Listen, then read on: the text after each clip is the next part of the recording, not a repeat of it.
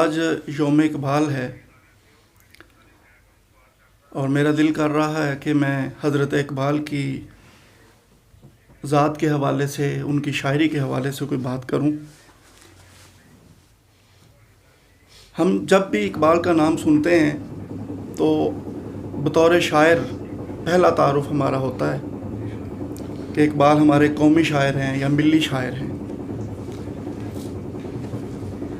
اس کے بعد پھر جب ہم کچھ دیر آگے بڑھتے ہیں تو ہمیں یہ پتہ چلتا ہے کہ اقبال فلسفی بھی ہیں، اور پھر ہم ایک بحث میں پڑ جاتے ہیں کہ اقبال شاعر زیادہ ہیں یا فلسفی۔ بس میں ایک اپنے ذہن سے ایک اس نقطے پہ کوئی بات کروں گا تھوڑی سی۔ اس سے پہلے کہ میں آگے بڑھوں، میں تھوڑی سی بات شاعری کے حوالے سے کرنا چاہتا ہوں کہ شاعری کیا ہے۔ آپ سب ماشاءاللہ جانتے ہیں کہ شاعری کلام موزوں ہے، اور شاعر اس میں اپنے خیالات، احساسات، تجربات، مشاہدات الفاظ کی شکل میں بیان کرتا ہے۔ یہ بڑی عام سی اور سطحی سی تعریف ہے شاعری کی۔ میں اس وقت حیران ہوا، بلکہ مجھے بڑا عجیب لگا اور بڑی زبردست ایک خوشی سی ہوئی جب میں نے علامہ اقبال کا ایک جملہ پڑھا کہ شاعر جب کوئی شعر کہتا ہے تو سمجھیں کوئی مسیح مصلوب ہوا ہے۔ اس کا مطلب ہے کہ وہ خون جگر سے وہ سارے خیالات کشید کر کے اور سامنے پیش کرتا ہے۔ اقبال نے ان کی بات ہی چل رہی ہے تو ان کی ایک اور بات بھی یاد آ گئی کہ انہوں نے شعراء کو دیدائے بینائے قوم بھی کہا۔ اب یہ بات بھی کوئی آسانی سے کہہ دینے والی نہیں تھی، اس کے پیچھے بھی ایک پوری تحریک ہے، ایک پوری تاریخ ہے۔ اس کا مطلب یہ ہوا کہ شاعری ہماری تہذیب اور ہمارے رہن سہن اور ہمارے جو مجوزہ حالات ہیں ان کی ایک بہترین تصویر ہے۔ ہر بندے کو اس حوالے سے عطا نہیں ہے۔ اس میں ثنائے بدائے، علائم و رموز، ان کی چستی سے اور ان کی آمیزش سے جو ایک تخلیق بنتی ہے اس کا نام شاعری ہے۔ اور جو لوگ شاعر نہیں، وہ شعر سن کے جو اس کو داد دے لیتے ہیں یا سمجھ لیتے ہیں، وہ اس شاعر کے کرب تخلیق سے آشنا نہیں ہوتے۔ در حقیقت یہ ایک کرب ہے جسے ہم واہ واہ کے نام سے بھی جس کا استقبال کرتے ہیں، اور آہ کے ساتھ بھی اس کو ہم برتتے ہیں۔ تو یہ شاعری کی اگر یہ ساری باتیں ذہن میں رکھی جائیں تو معلوم ہوتا ہے کہ حضرت اقبال کے ہاں یہ سب کچھ موجود ہے، بلکہ بھرپور انداز میں موجود ہے۔ آپ دیکھیے کہ جب ان کا پہلا مشاعرہ ہے اور اس وقت انہیں کہا جا رہا ہے، ارشد گرمانی غالباً اس وقت اس مشاعرے کی صدارت کر رہے تھے، تو ان کا اقبال کے بارے میں خیال، یا اس سے پہلے جب اقبال ابھی مدرسے میں تھے تو مولوی صاحب کی صحبت کی بات بھی ہمارے سامنے آتی ہے۔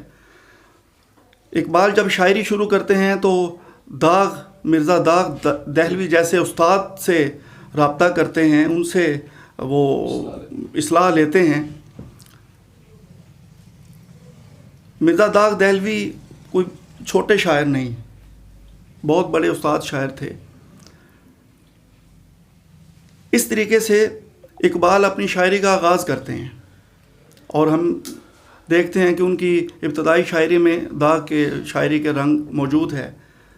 تو یہ رنگ جو ہے وہ ایک شاعر کا رنگ ہے، ایک تخیل ہے جو اقبال نے جذب کیا ہے۔ اس کے بعد وقت گزرنے کے ساتھ ساتھ جب اقبال کا سفر بڑھتا ہے تو یہ تمام چیزیں ان کے اندر کھل کے سامنے آتی ہیں، نکھر کے سامنے آتی ہیں۔ میں یہاں یہ ضرور کہنا چاہوں گا کہ فلسفی، بنیادی طور پر میرا اپنا خیال ہے، ہر شاعر فلسفی ضرور ہوتا ہے، کیونکہ اس کا جو تخیل ہے، اس کی جو فکر ہے، اس کے جو افکار ہیں، وہ در حقیقت فلسفہ کی ہی شاخیں ہیں، وہ فلسفہ کی ہی ایک آسان صورتیں آپ کہہ لیں۔ اس کا مطلب یہ ہوا کہ شاعر کے اندر، ہر شاعر کے اندر فلسفی ہے۔ تو یہاں پر میرا ایک نقطہ نظر ہے اپنا کہ علامہ اقبال بنیادی طور پر شاعر ہیں۔ یہ جو بحث ہے یہ غالباً ان لوگوں کی طرف سے ہے یا اس طبقے کی طرف سے ہے جو اقبال سے خائف ہیں، جو اقبال کی مخالفت میں ہیں، ورنہ یہ کوئی بحث بنتی نہیں ہے کہ وہ شاعر زیادہ ہیں یا فلسفی زیادہ ہیں۔ وہ شاعر ہیں، بنیادی طور پر وہ شاعر ہیں، کیونکہ ان کی شاعری میں یہ تمام چیزیں موجود ہیں۔ ایک شاعر جو ہے وہ دو طرح سے متاثر ہوتا ہے، فنی اعتبار سے اور فکری اعتبار سے۔ فکری اعتبار سے دیکھیے کہ جیسا میں نے عرض کیا کہ پہلے داغ کی فکر ہے، اس کے بعد وہ اکبر الہ آبادی سے متاثر نظر آتے ہیں، پھر جب 1905 میں وہ باہر جاتے ہیں تو یورپی شعراء سے بھی وہ متاثر ہوئے، اور وہاں پر جب قرآن کا مطالعہ کرتے ہیں تو قرآن سے متاثر ہیں۔ تو اس کا مطلب یہ ہوا کہ ان کی فکر کا ماخذ قرآن مجید اور اس کے علاوہ یہ تمام لوگ ہیں، تو وہ فکر تو آ گئی۔ ظاہری بات ہے کہ فن بھی انہی شعراء کے ساتھ ساتھ ان کی شاعری میں موجود ہے۔ تو جو قومی شاعری کے حوالے سے ہم ان کے بارے میں بات کرتے ہیں یا یہ بات کرتے ہیں کہ انہوں نے بیداری مسلمانوں میں پیدا کی اپنی شاعری سے، میرا یہ خیال ہے کہ وہ ایک شاعرانہ اسلوب کے تحت آگے بڑھے اور انہوں نے اپنی شاعری میں جو پیغام دیا اس سے بیداری آ گئی۔ تو یہ اس وجہ سے آ گئی کہ ان کے جو ماخذ تھے یا ان کی جو ایسی چیزیں جن سے انہوں نے چیزیں لی تھیں وہ بہت مضبوط تھے، ان کے حوالے بڑے مضبوط تھے۔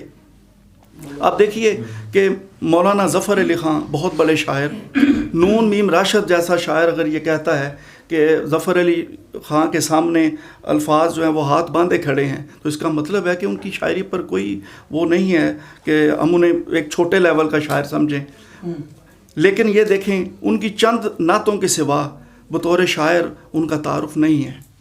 اسی طرح مولانا محمد علی جوہر بہت جاندار شاعر تھے، بڑے شاندار شاعر تھے، لیکن ان کی شاعری میں جو تحریک کا اثر تھا اس میں ان کی شاعری نعروں کی نظر زیادہ ہو گئی۔ وہ بھی آج غزل کے طور پر ہمیں ان کی زیادہ پہچان نظر نہیں آتی۔ شورش کاشمیری کے بارے میں آپ سب جانتے ہیں کہ وہ بڑے شعلہ بیاں مقرر تھے اور بڑے اعلیٰ قسم کے انقلابی شاعر تھے، لیکن اور یہ جوش ملی آبادی، لیکن یہ جو شاعر ہیں یہ خاص طور پہ غزل کے شاعر کے طور پر یہ متعارف نہیں ہو سکے یا مشہور نہیں ہو سکے یا ہم ان کو تسلیم نہیں کر سکے اگر ہم ان کا موازنہ اقبال سے کریں۔ اقبال دیکھیں کہ اقبال نے اپنی جگہ اسی طریقے سے شاعری کے اندر بھی بنائی اور انقلابی شاعر کے طور پر بھی بنائی ہے۔ تو اس کا مطلب یہ ہوا کہ اقبال واقعتاً ایک ایسے شاعر ہیں جن کی شاعری پر بلا شبہ ہم فخر کر سکتے ہیں اور ہمیں کرنا بھی چاہیے۔ یہ کچھ ایک نقطہ تھا میرے ذہن میں کہ فلسفی سے زیادہ وہ شاعر ہیں، اور فلسفی کی یہ بحث ہی میرے خیال میں یہ بے فائدہ ہے۔